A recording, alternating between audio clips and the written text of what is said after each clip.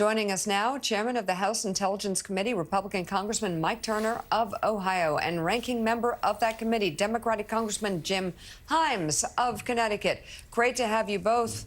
Congressman Turner, I'll start with you. Do we see an end in sight in terms of the ability to get a speaker in place so the House can play a prominent role in these important international events? Sure, we have to get a speaker. We have to be able to get our job done. And there's nothing that evidences more of the need for the House to be functioning again other than this funding bill. Jim and I were at the White House just last week, excuse me, and they were relating that they're looking at a quad bill. Obviously, we have our own border security that needs additional funding.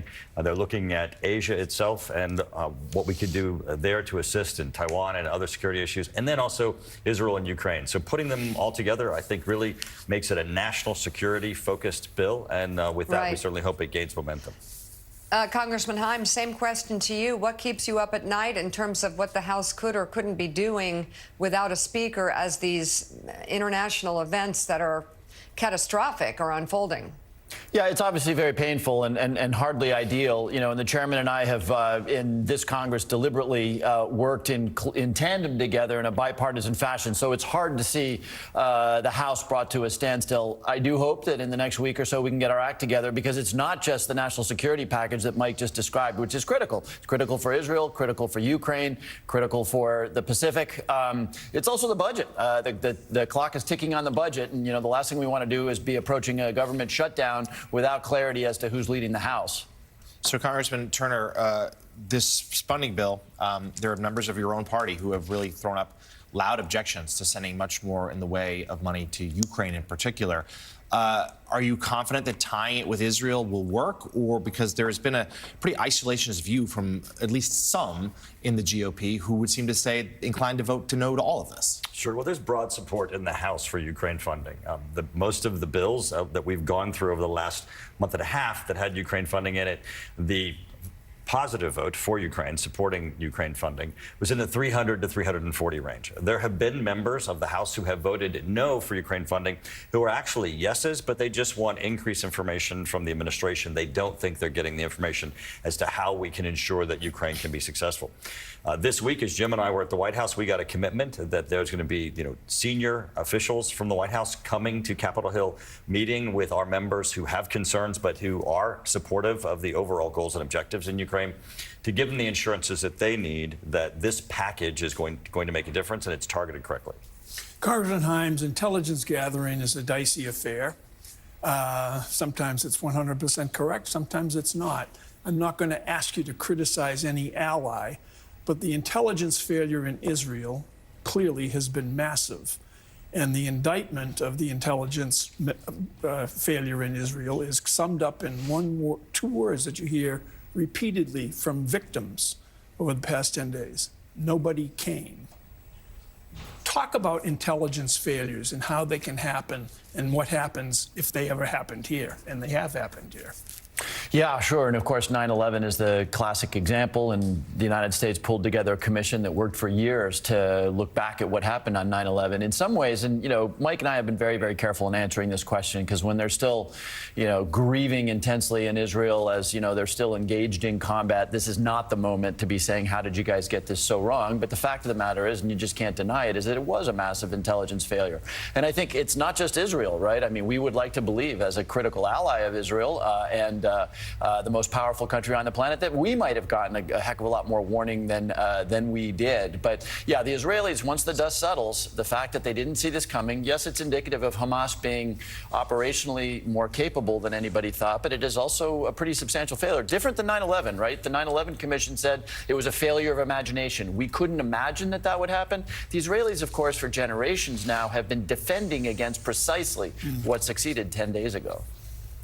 Congressman Turner, just to kind of expand on Mike's question there, this is I think the third time in a decade that an Islamic extremist group has managed to take to catch the Western intelligence agencies effectively by surprise, with in 2014 with ISIS declaring a caliphate, and then in the Taliban in Afghanistan just a couple of years ago, and now in Hamas. I mean, does it make you worry that Western intelligence writ large has underestimated the capability of these groups, and then what else might we not know in that field?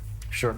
Well, I think there are two things here that we have to be concerned with. It was beyond just an intelligence failure, as Mike was saying. It was also a operational failure, in that no one came. They were not set up, even when they were caught by surprise, for the response that they needed. And that's going to be an issue, I think, that's probably reflective of the tumultuous political environment you've had in Israel, where they've not been able to solidify their leadership. And it does have an impact on national security. And we should take that into consideration ourselves as we try to get stability in our political realm. On the other side, I do think that, and Jim and I push this frequently on the intelligence community, I think we're too comfortable with just observing, with signals intelligence, overhead imagery intelligence, and we have, as the West, weakened our ability to gather just traditional intelligence that would have been able to more readily identify this. So, Congressman Turner, we mentioned it. We don't have a Speaker of the House yet. Jim Jordan is the Republican nominee. There's a vote expected to potentially happen tomorrow. Does he have your support to be Speaker of the House, despite the fact that he did not vote to certify Joe Biden's election? Well, yes, he has my support. Jim has come a long way, and you look at his career and what he's done and how he has worked and branched out. I do think, and he says he is, the guy to be able to bring the Republican conference together, and I think he can do that. Obviously, that's going to be the test he's going to have over the next several days. But it's a terrible tragedy that Kevin McCarthy was taken out of the Speaker's chair. The small handful of Republicans, 8, that stood up to take him out, openly said they were doing so because he didn't let them shut down the government and because he was working in a bipartisan way with Democrats, and then Democrats voted to remove him too. I think that's something that really has a chilling effect on bipartisan work. I know it doesn't affect Jim and I. We're committed to working on national security in a bipartisan way together. But it really does make it very difficult going forward to try to pull the House, not just the Republicans, but the Republicans and Democrats back together.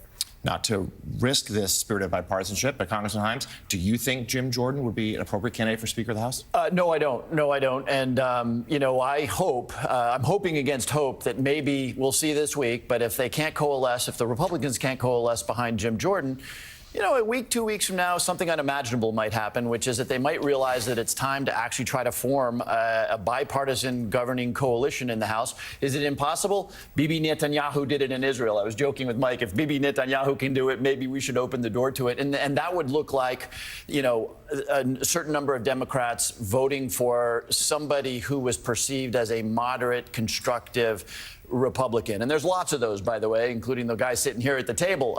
Jim Jordan is not that guy. Jim Jordan is a guy who has defied congressional subpoenas, who coordinated with President Trump to overthrow or to attempt to reverse the results of the election. So, again, this is an issue for the Republicans to figure out, but there's not going to be a lot of love on the Democratic side for Jim Jordan.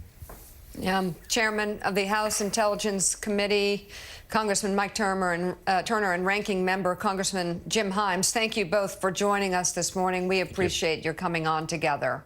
We appreciate that.